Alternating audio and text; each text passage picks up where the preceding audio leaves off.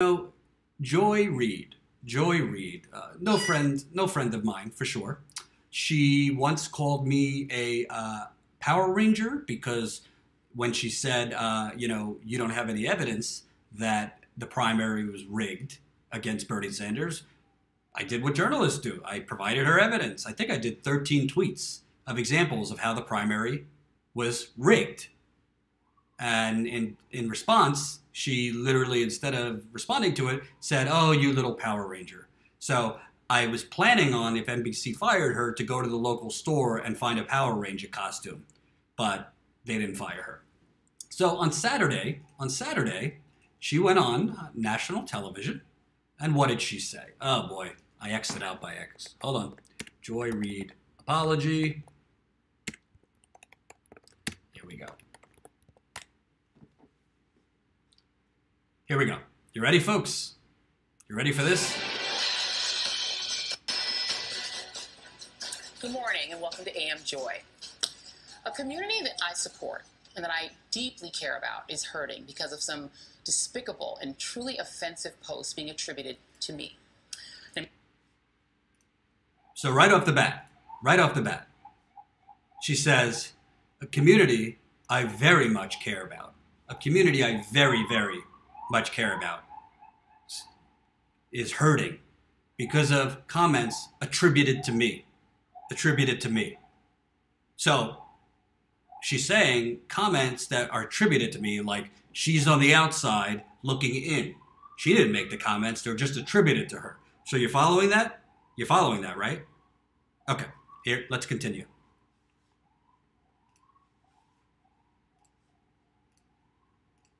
And many of you have seen these blog posts circulating online and in social media. Many of them are homophobic, discriminatory, and outright weird and hateful. When a friend found them in December and sent them to me, I was stunned. Frankly, I couldn't imagine where they'd come from or whose voice that was. In the months since, I've spent a lot of time trying to make sense of these posts. I hired cybersecurity experts to see if somebody had manipulated my words or my former blog. And the reality is they have not been able to prove it. But here's what I know. I genuinely do not believe I wrote those hateful things because they are completely alien to me. But I can definitely understand, based on things I have tweeted and have written in the past, why some people don't believe me. I've not been exempt from being dumb or cruel or hurtful to the very people I want to advocate for. So let me translate that for you, and I'm very proud that I thought of this. Let me translate what she's actually saying.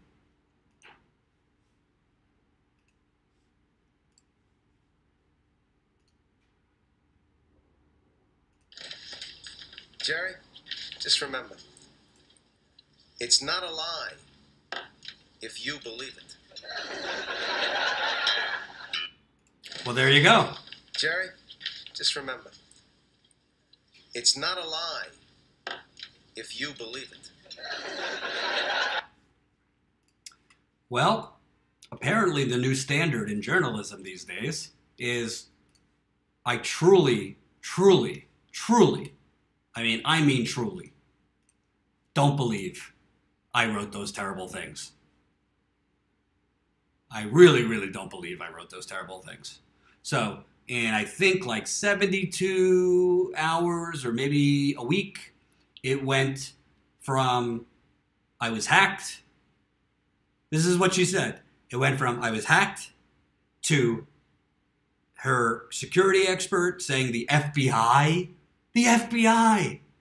is opening an investigation into her blog because it was hacked, to her security, the same cybersecurity expert, telling the Daily Beast, oh, unfortunately, in the even though we said it was hacked and, we said an FBI investigation was open, unfortunately, we haven't been able to find evidence that we were hacked, to I sincerely don't believe I wrote these things.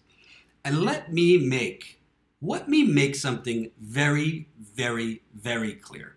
And some of you might not like this, but I'm going to be honest. I don't like Joy Reid. I think she's a propagandist. I think she knowingly says things that are lies.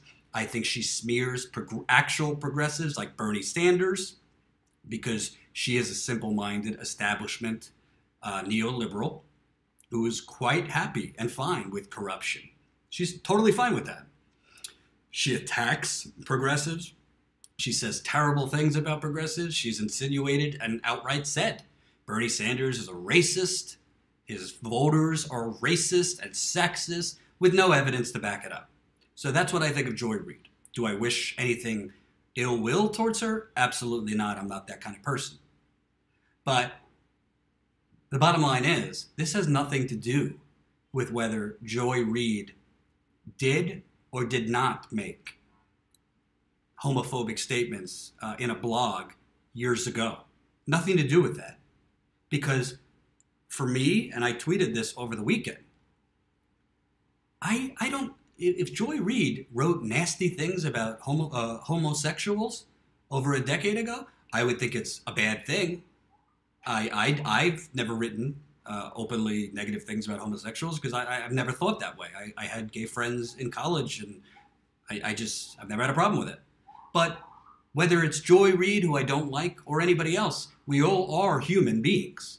So if she would have come out and said, because in December, when she was first called out for these homophobic comments that she wrote on her blogs, she was mocking Charlie Crist, the former governor of Florida, kind of suggesting he was gay. She mocked other things about gay people. If she would have just come out like she did in December she acknowledged it. But these more recent revelations that came out, if she would have just come out and said, listen, I own it. I said these terrible things. I'm horrified at what I wrote. I can't even recognize the kind of person that would write that.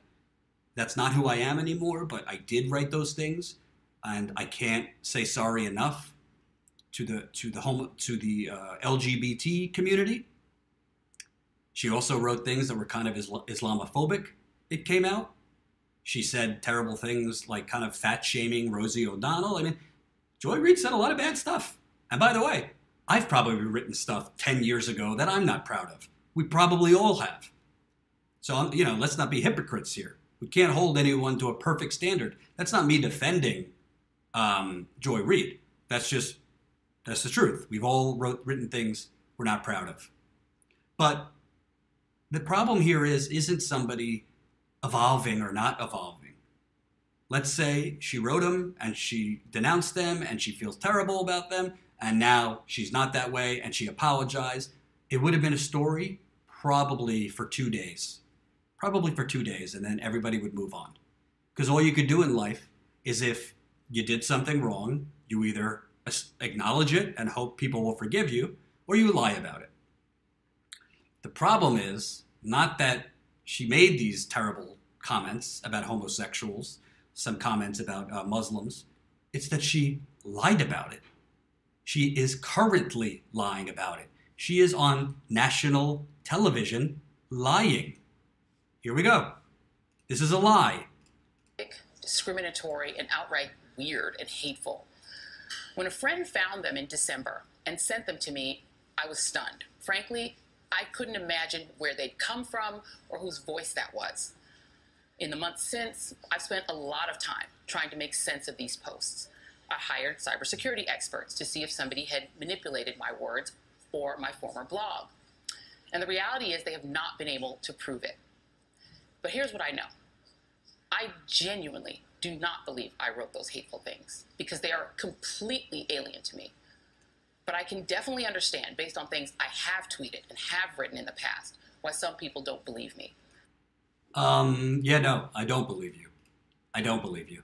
It's not because I don't like you as a person. I don't. It has nothing to do with that. I don't believe you. You're lying. I mean, I could say that objectively as a journalist, you are lying. The Wayback Machine, the Internet Archive has said, we looked into it, there is no evidence of anything that has been adjusted or changed on her blog. Any hacking, anything like that. Her own cybersecurity expert that she hired went on the record with the Daily Beast, who, credit to them, they did investigate it, saying we haven't been able to prove it. So she is lying. And she knows she's lying. And this is a national news organization. NBC News, who, by the way, kept Brian Williams after it showed that he was lying about, like, oh, storming in and his brave reporting, in Iraq and other places, Katrina. He made up war stories. Well, you have a quote-unquote journalist, whether it's someone I like or dislike is irrelevant. She has been lying for over a week. And NBC and MSNBC is not only not penalizing her, is not only not suspending her, they let her go and host her show. I think she hosts Saturday and Sunday mornings on MSNBC, and continue to lie to her viewers and the wider American public. That's what this story is about. Whether I like her or not, her policies and her viewpoint, it's not about that. If she would have done what many people have had to do when they're called out for, bad things, and apologize. You take the heat and you hope people forget it and forgive it. But she continues to lie. It's usually not the actual crime, it's the cover up after the crime. It's crazy. It's crazy. And the fact that not only is NBC sticking by her, but you had this old waterfall of support for her after these comments, acting like, oh, bravo to Joy Reid for being so brave to come out and apologize for her awful comments. This from the #1 star on the network, Rachel Maddow. Brains, guts, heart, and soul.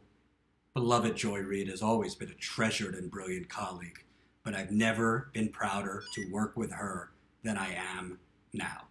That's from Rachel Maddow. Well, Rachel Maddow, who is the #1 host at MSNBC, is basically cheerleading for her colleague who is committing the #1 crime of journalism, falsifying information, lying to the viewers. And Rachel Maddow here doesn't care. Bravo for your guts and heart to go on national television and continue to lie to your viewers. Can you believe that? Forget Rachel Maddow and my beef with her about her Flint coverage and her Russia hysteria. Forget that for a second. How can you claim to be a news network? How can you claim to be holding the President of the United States, who does lie every sentence? How could you claim to be a news network who's holding the president accountable if you're literally coming out cheerleading for your colleague who is actively lying about comments she made? It's absurd. Here's another one from Nicolle Wallace, who's another MSNBC anchor. Every one of us will walk in Joy Ann Reid's shoes someday, filled with remorse and regret over something we have said or done, but I predict that few will do this eloquently. Sending support and admiration to you and your amazing panel and Team Joy. Here's the problem, Nicolle and Rachel Maddow. Yeah, every one of us will step in it one day. We'll probably say things that we're embarrassed about or we're ashamed of, particularly if you're in the public eye. And maybe we will have remorse. But what kind of remorse is it? Is it real remorse? If you don't feel remorseful enough to actually admit that you have said these latest comments? Regret over something we have said or done. She's saying she didn't say or do it, Nicolle. And you, as a quote-unquote journalist, her, Rachel Maddow, there have been other anchors that have come out in support of Joy Reid, are literally coming out with pom-poms to stick with and stand by and celebrate someone who's literally lying to you and your audience.